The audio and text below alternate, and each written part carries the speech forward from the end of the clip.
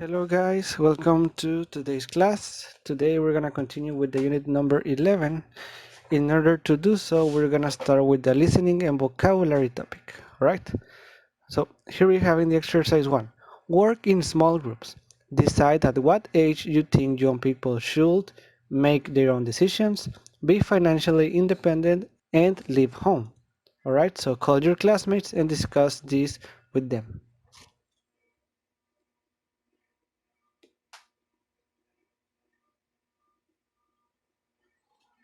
Alright, now in the exercise number 2, we're gonna listen to Mr. and Mrs. Benitez talking about their 18-year-old daughter, Serena.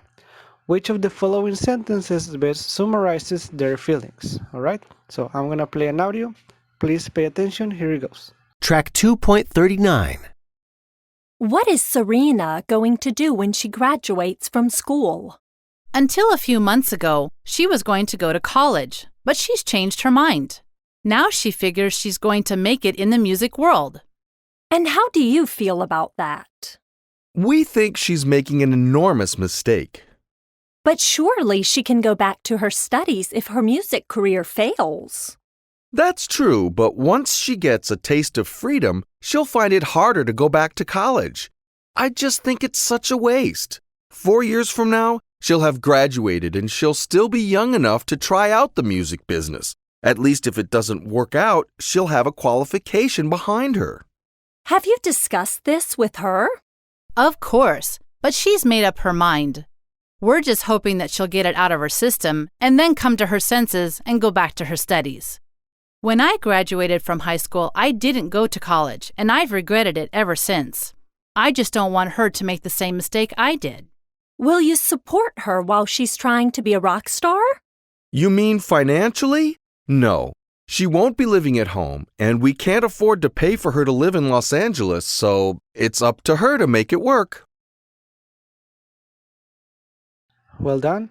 So which of these statements best summarizes their feelings? That's right, letter B. Well done. Now, in the number 3, we have underline the correct alternative in each of these extracts from the interview in exercise 2. Okay, so you can play the audio again if you need to, so that you can complete these sentences. For example, in the letter A, we have, now she figures she is going to make it in the music world. Very good. All right, complete the exercise, and when you finish, I'm going to show you the answers.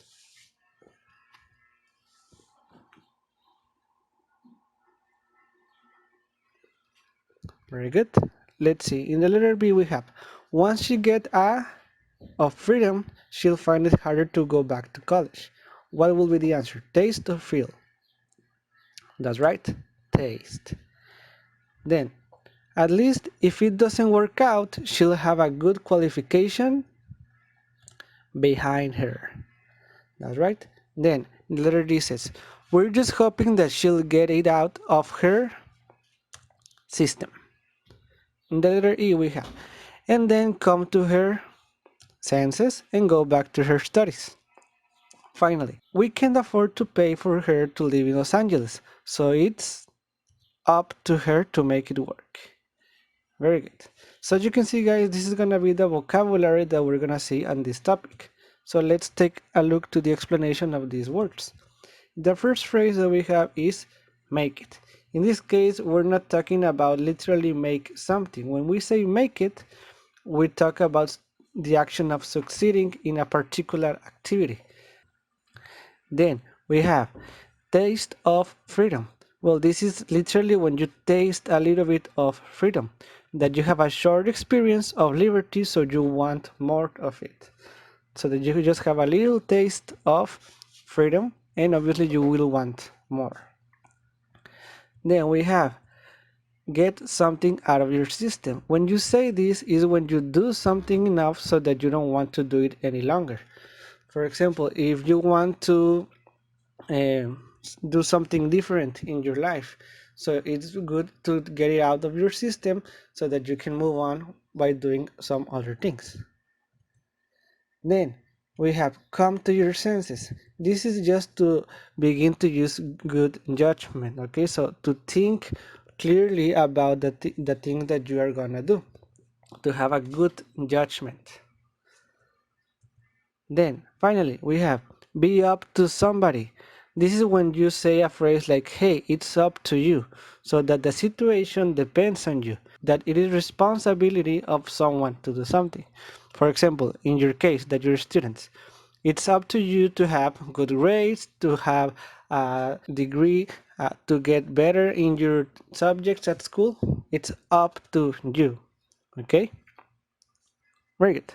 Now that we have seen these phrases, you're gonna do the exercise number 4. That says complete the following statements with an appropriate expression from exercise 3, from the phrases that we just learned. And you have to change her to you or your as necessary. For example, in the letter A it says, if you want to travel, it's best to before you start a career. Which of the phrases that we saw previously fit the better to complete this sentence? It's best to get it out of your system. Very good. Alright, so do the exercise, and when you finish, we'll check the answers.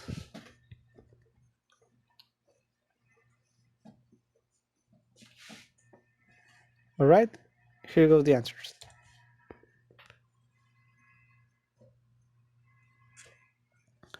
Very good. Now, in the next question we have, decide whether you agree or disagree with these statements. Will your parents have the same opinion? So in this case, you have to call your classmates and discuss this with them. Do it, and when you finish, we'll move on.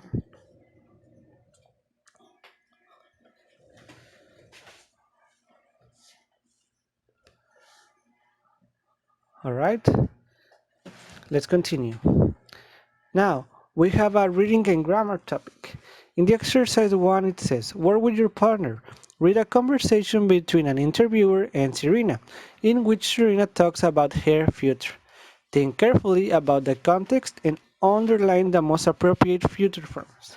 Alright guys, so here we have this conversation, and as you can see, in all of these options, they're using a future form, but you must choose the correct one. So take a look to the lecture, take your time, and do the exercise.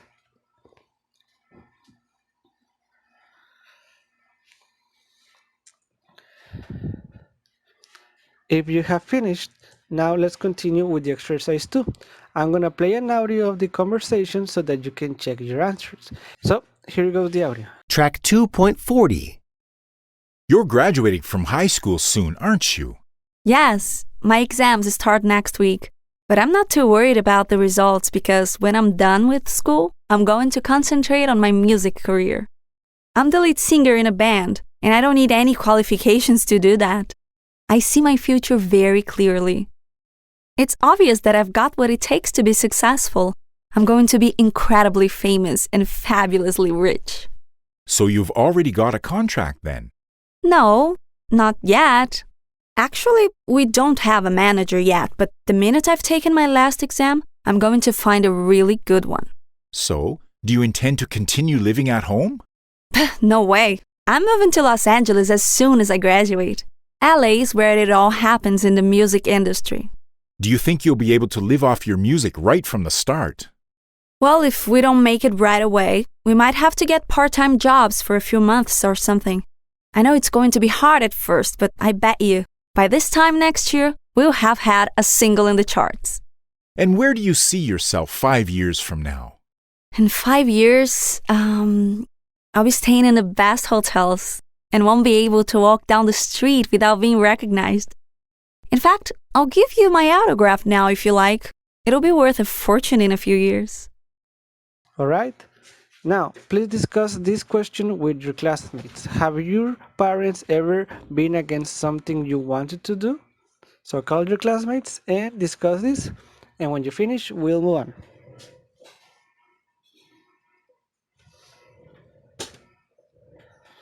All right. Now, maybe you're wondering what are the differences between the different future forms. Well, that's gonna be today's topic, future forms, and then we're also gonna say future time clauses. All right. So here we have this table. We have to complete it with example from the conversation with Serena on page 117.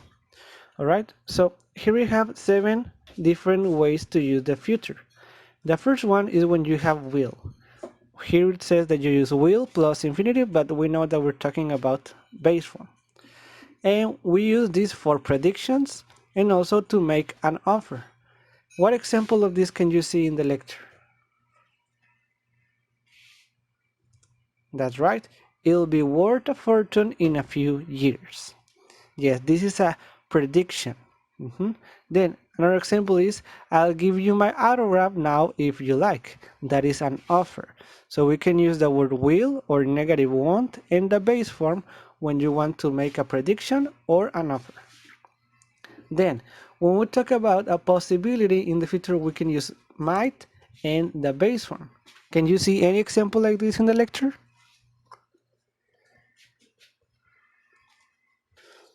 That's right. We might have to get part-time jobs. Very good. So this is for possibilities. Then in the letter C, we don't know what is the form, but it says that it is used to talk about your intentions and to base a prediction on present evidence. If we take a look to this example, we know that we're using verb be, going to, and a verb in base form. So the form is be going to. And the way to write this is verb be, going to, and the next verb in base form. All right. So when you talk about your intentions, or when you make a prediction but you have evidence, you use be going to. For example, I'm going to be incredibly famous because I have this that makes me believe that I'm gonna be famous. Or for example, imagine that you got a 10 in your exam. You can say, I'm going to get better grades this semester because you have that evidence. We also use it to talk about your intentions when you want to do something in the future. Can you find any example of this in the lecture?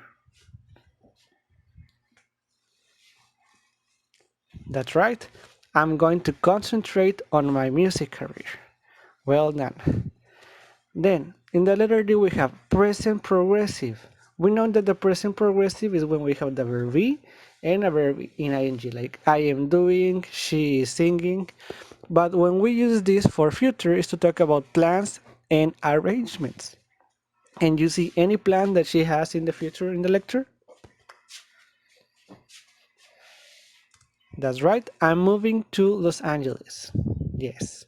Remember, arrangement is when you have everything prepared. It is similar to a plan, but arrangement is when you have everything all done to do it. So when you have this plan or this arrangement, you can use the present progressive. Then in the next form, we use it for fixed future events. And we have this example. My exams start next week. What tense is this? Start. Well, it is simple present. So we use simple present for fixed future events, something that is going to happen. It's not a plan or intention, but it's a fact. It's going to happen. You can also use it for scheduled activities, something that has a time and a date. For example, if you're going to take a train, you can say, my train arrives at 6 p.m. 6 p.m. is in the future, and you're using the simple present to talk about the future because it's a scheduled activity. All right? Then in the letter F, we have future progressive. The way to write the future progressive is just will and then the verb be and a verb in ing. This is the progressive form. If you want to say it in future, you just add the word will, and that's it. And we use it to talk about something happening around a certain time in the future. Something that is happening, something that is in progress. All right, so we can use it to talk about an action that will be in progress at a specific time in the future. Can you find any example of this in the lecture? Very good. We have, I'll be staying in the best hotels. All right, so she will be doing this in a point of time in the future. You can say, by this day, tomorrow, I will be studying or I will be resting. Okay, so something that you will be doing at a specific time in the future, a progressive action.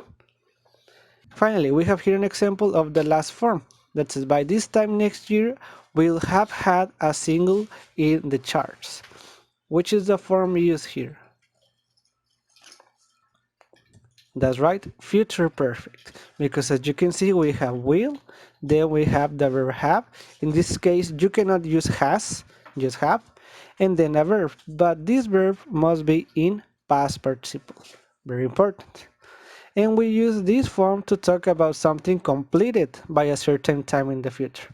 As you can see, the future progressive is to talk about something happening around a certain time in the future, and the future perfect is to talk about something completed by a certain time in the future.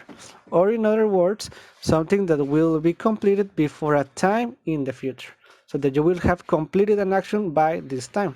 For example, by this time next year, we'll have had a single in the charts. All right. Another example, we could say that by January you will have finished your English course. Yes? Very good, guys.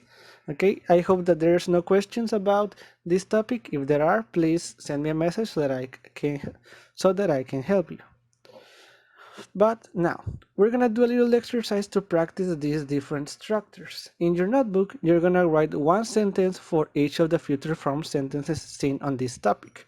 So you're gonna write 7 sentences in total. One with will, one with might, be going to, present progressive, simple present, future progressive, and future perfect. Alright, so here you have these structures, but be careful to use it in the correct way. If you're gonna use the simple present, you cannot say I study in my house. No, because this is present, it's not future. You have to be aware of that. You must use this form, but to talk about the future. Right? So do it, guys, and when you finish, we'll continue.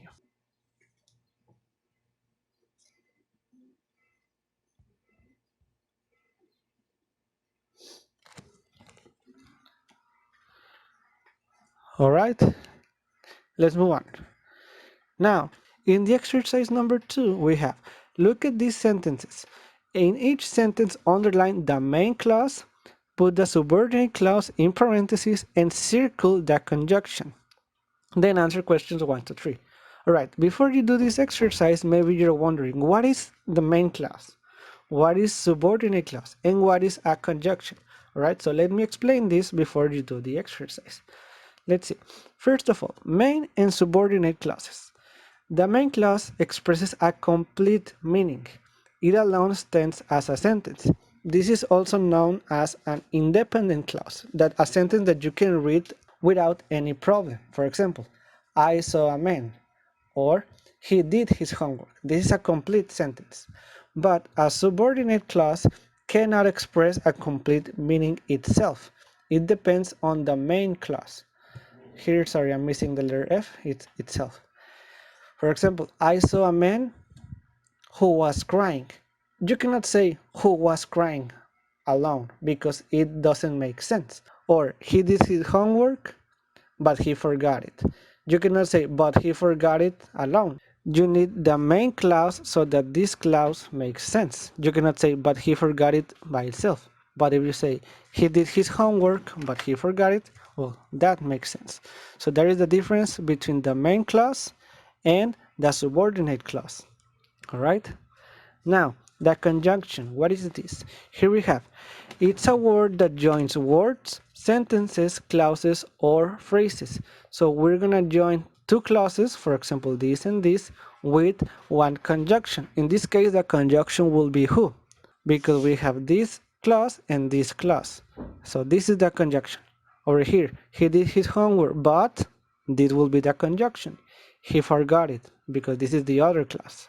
Some examples of this will be these words: but, and, or, who, that, when, if, because, yet, while, unless, etc. All right? Very good. So these are conjunctions. Very good. Now that you know this, please do the exercise. You're gonna underline the main clause, then the subordinate clause, you're gonna put it in parentheses, and finally you're gonna circle the conjunction of these 3 sentences. All right? Do it, and when you finish, we'll continue.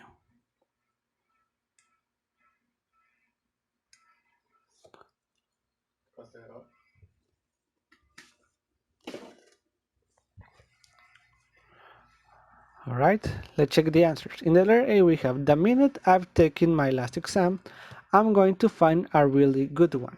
Which would you say is the main clause? This or this? That's right, this one.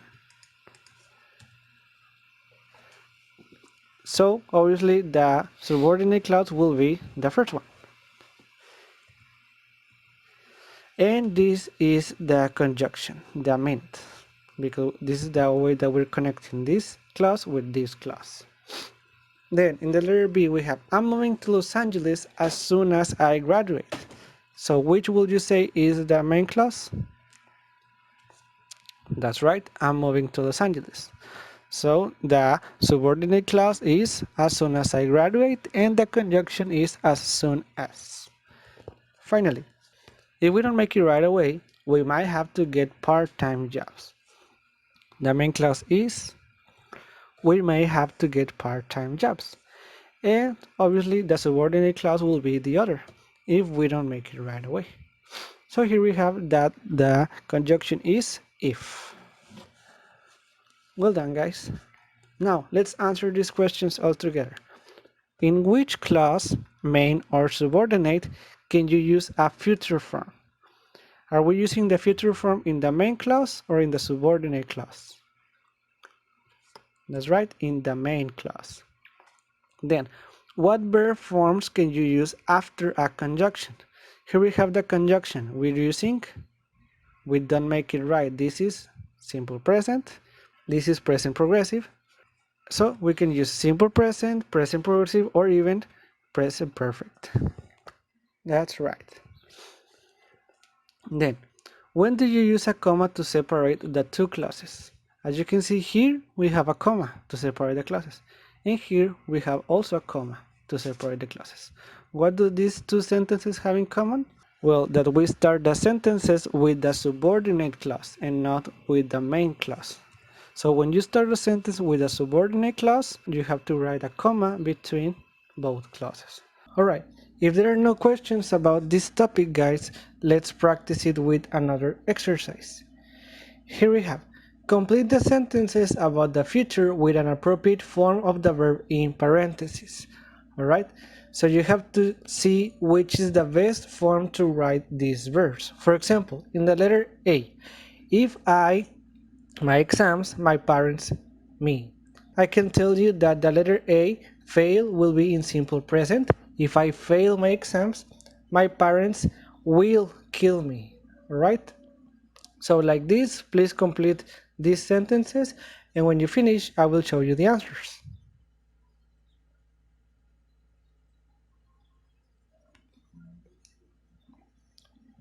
Alright, here are the answers. Please check them. Very good. Now, let's continue with the exercise number 4 that says, complete the sentences in a way that is true for you. Right, so here we have the beginning of these sentences, and you're gonna complete them, but they have to be true for you. For example, once this class has finished, and you will have to say what you're gonna do when this class is finished. Okay, remember that you're gonna use the future form, but we have many future forms, so choose one and do it. And when you finish, guys, well, that's gonna be it for today's class. Don't forget to send me your activities on time, and see you next class. Goodbye.